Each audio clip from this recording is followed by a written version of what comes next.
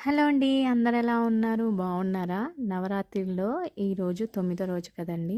జనరల్‌గా ఈ 9 రోజులు కుమారి పూజ చేసుకోవచ్చండి. చక్కగా అమ్మవారు మన ఇంటికొచ్చినట్టు అమ్మవారిని తలుచుకుంటూ చక్కగా రోజుకొక రోజు ఇలా పూజ చేసుకోవచ్చమాట. నేనైతే 9 రోజులు కుదరకపోవచ్చేమో అని చెప్పి నేనైతే ఫస్ట్ డే అలాగే 9th డే అయితే అనుకున్నానండి.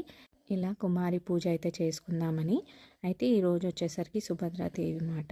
సుభద్రాదేవిని తలుచుకుంటూ నేనైతే ఇవాళ పూజ అయితే ఇలా చేసుకున్నానండి. మంత్రం కూడా ఉంటుంది. మంత్రం చదువుతూ చేసుకోవాలన్నమాట. నాకైతే ఇది చిన్ని మెమొరీగా ఉంటుందనే చెప్పి నేనైతే వీడియో తీసి పెట్టుకున్నానండి. మీతో కూడా షేర్ చేసుకుందామని అయితే షేర్ చేసుకుంటున్నాను. మళ్ళీ పిల్లలు మన కళ్ళ ఎదురుగుండానే పెరిగిపోతూ ఉంటారు కదా. అయితే ఈ కుమారి పూజ అయితే 10 సంవత్సరాల లోపు ఉండే ఆడపిల్లలకే చేస్తారన్నమాట ఈ పూజ.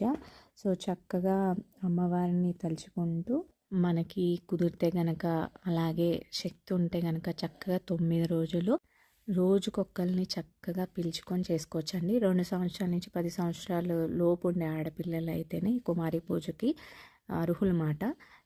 వాళ్ళకి చక్కగా మనం అమ్మవారు వస్తే ఎలా పూజ చేస్తామో చక్కగా అన్నీ బొట్టు, తాంబూలం కుదిరితే మనము చక్కగా బట్టలు కూడా పెట్టచ్చు శక్తి ఉంటే.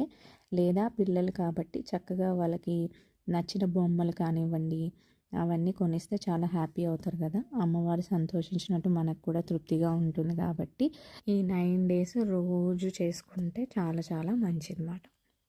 అమ్మవారి ఆశీస్సులు మీ అందరికీ ఉండాలని కోరుకుంటూ వీడియో అయితే చివరి వరకు చూసేయండి. నచ్చితే కనుక తప్పకుండా లైక్ చేయండి.